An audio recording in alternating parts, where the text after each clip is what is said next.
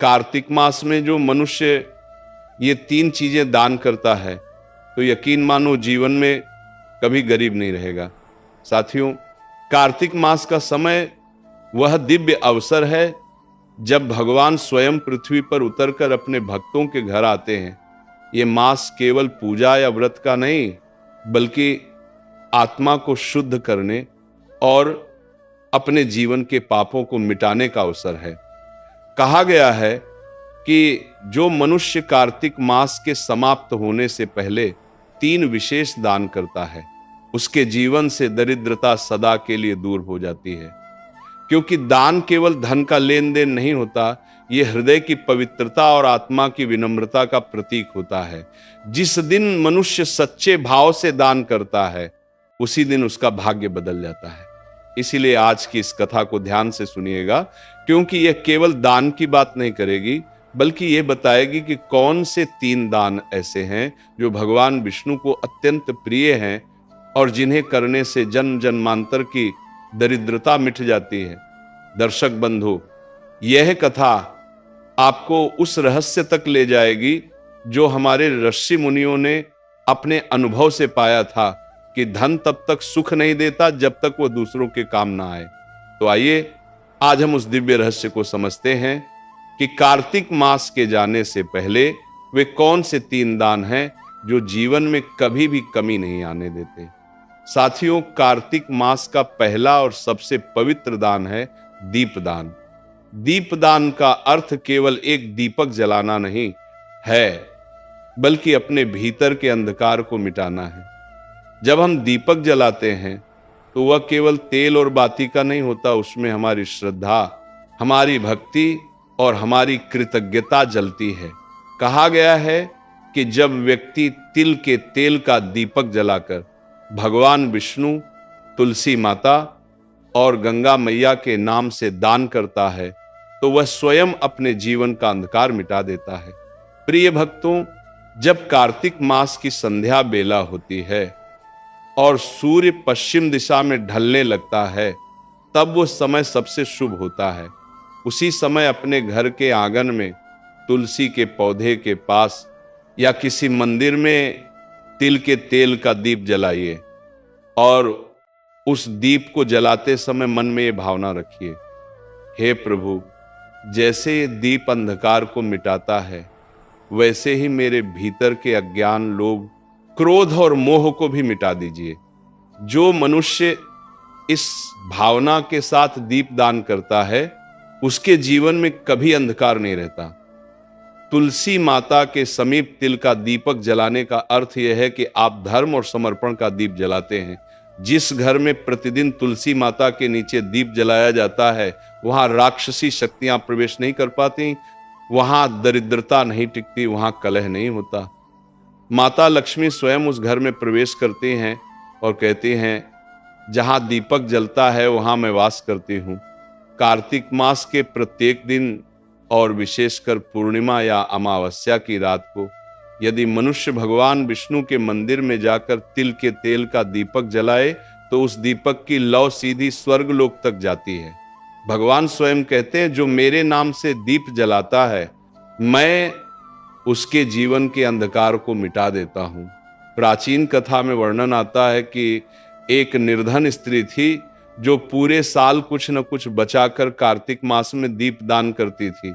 एक बार उसने केवल एक दीप जलाया, परंतु उस दीप में इतनी श्रद्धा थी कि स्वर्गलोक में भी उसकी ज्योति दिखाई दी। भगवान विष्णु ने प्रसन्न होकर कहा, इस स्त्री का कोई भी जन्म अंधकार में नहीं रहेगा। अगले जन्म में वह उसी नगर की रानी बनी। इसीलिए कार्तिक मास के अंतिम दिनों में जब ये पवित्र काल समाप्त होने को होता है, तब यदि कोई व्यक्ति तिल के तेल का दीप जलाकर दान कर देता है तो वह अपने जीवन की दरिद्रता को सदा के लिए समाप्त कर देता है। जो दीप आप आज जलाते हैं वह केवल मिट्टी का दीपक नहीं होता, वह आपके आने वाले भविष्य की नींव होता है।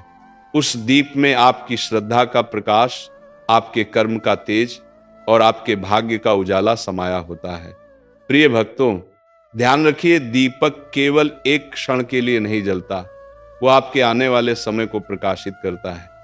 जो मनुष्य कार्तिक मास में तिल का दीप दान करता है उसके पाप नष्ट हो जाते हैं, पूर्वज तृप्त होते हैं और भगवान विष्णु स्वयं उस व्यक्ति के जीवन में सौभाग्य का दीप जला देते हैं। इसीलिए आज जब संध्या का समय हो तो श्रद्धा से दीपक जलाइए, उस दीपक की लौ से भगवान के चरणों को प्रणाम कीजिए और कहिए, हे प्रभु, इस दीप के प्रकाश से मेरा मन भी प्रकाशित हो जाए। यही दीपदान आपके जीवन का सबसे बड़ा पुण्य बन जाएगा। साथियों, दूसरा दान है वस्त्र दान।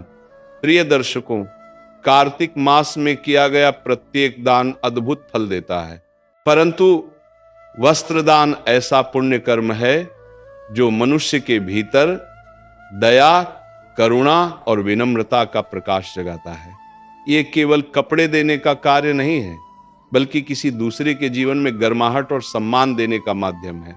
शास्त्रों में कहा गया है, वस्त्रम ददाति सौख्याय आयुष्याय च कीर्तये, अर्थात जो मनुष्य वस्त्र दान करता है उसे सुख, आयु और कीर्ति तीनों का आशीर्वाद मिलता है। कार्तिक मास के समय जब शीतल हवाएं चलने लगती हैं, जब सुबह ओस की बूंदें धरती पर मोती बनकर गिरती हैं, तब वही ओस किसी निर्धन के तन पर कांपती हुई ठंड बन जाती है।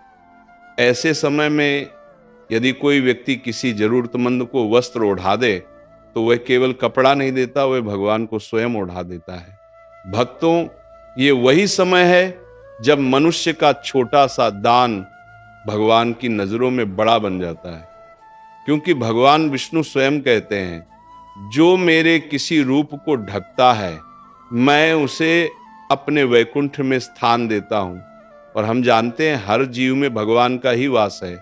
कल्पना कीजिए, एक गरीब वृद्ध सड़क किनारे ठंड से कांप रहा है, उसकी आंखों में भय नहीं परंतु उम्मीद की झलक है, शायद कोई आए और उसे एक ऊनी कपड़ा दे दे। और जब आप जाकर अपने हाथों से उसे एक चादर ओढ़ा देते हैं, वो आपके पांव छूने लगता है, उसके होंठों से केवल 2 शब्द निकलते हैं, भगवान आपको सुखी रखें। क्या आप जानते हैं, ये आशीर्वाद आपके पूरे जीवन का मार्ग बदल देता है, क्योंकि जो आशीर्वाद एक भूखे या ठंड से कांपते व्यक्ति के मुंह से निकलता है वह सीधा स्वर्ग तक जाता है और वहां से वापस लक्ष्मी के रूप में लौटता है। पुराणों में कथा आती है, एक बार एक ब्राह्मण परिवार की स्त्री ने कार्तिक मास में अपने पति के लिए बचाई हुई ऊनी चादर एक साधु को दान कर दी। रात में जब वह सोने गई तो उसने स्वप्न में भगवान विष्णु को देखा, जो मुस्कुरा कर कह रहे थे, तुमने आज मुझे उड़ाया है, इसलिए अब मैं तुम्हारे घर को कभी खाली नहीं रहने दूंगा। अगले ही दिन उस परिवार को नगर के राजा से धन, सम्मान और अन्न प्राप्त हुआ। प्रिय भक्तों, वस्त्र दान केवल वस्त्र का त्याग नहीं है, ये अहंकार का त्याग है। दान वही सच्चा होता है जो बिना दिखावे के किया जाए, जो हृदय की करुणा से निकलकर किसी दूसरे के चेहरे पर मुस्कान बनकर पहुंचे। इसलिए कार्तिक मास के इन अंतिम दिनों में अगर आपके पास एक भी नया कपड़ा, शॉल, धोती या साड़ी है तो उसे किसी गरीब, वृद्ध या भूले बिसरे व्यक्ति को दान कर दीजिए, क्योंकि जो तन ढकता है वह मन को ढकने वाले भगवान का प्रिय बन जाता है। माता लक्ष्मी स्वयं ऐसे व्यक्ति के द्वार पर जाकर कहती हैं, जहां करुणा है वहां मैं स्थायी रूप से रहती हूं। इसलिए भक्तों, कार्तिक मास के इस शुभ समय में वस्त्र दान अवश्य करें। यह दान आपके घर से दरिद्रता मिटाएगा, आपके वंश को समृद्ध करेगा और आपको वह शांति देगा जो किसी स्वर्ण या रत्न से भी बड़ी होती है। साथियों, तीसरा दान है अन्नदान। प्रिय दर्शकों, सभी दानों में सबसे श्रेष्ठ और पवित्र दान है अन्नदान। धर्म ग्रंथों में स्पष्ट कहा गया है, अन्नदानम परम दानम विद्यादानम ततः परम, अर्थात संसार के सभी दानों में अन्नदान सर्वोत्तम है, क्योंकि अन्न ही जीवन का आधार है। जो व्यक्ति भूखे को भोजन कराता है वह किसी मनुष्य का नहीं, स्वयं भगवान का तृप्ति कर्म करता है। कार्तिक मास में जब सृष्टि की ऊर्जा सबसे शांत और दिव्य होती है, तब दिया गया अन्नदाय असंख्य जन्मों के पापों का नाश कर देता है। इसलिए कहा गया है कार्तिके अन्नम दत्वा कोटि यज्ञ फलम लभेत। जो मनुष्य कार्तिक मास में अन्नदान करता है उसे हजारों यज्ञों के समान पुण्य प्राप्त होता है।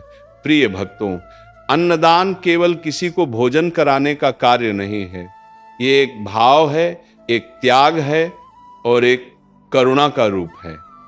जब किसी भूखे के पेट में अन्न पहुंचता है तो उसके चेहरे पर जो संतोष झलकता है वही भगवान का आशीर्वाद होता है।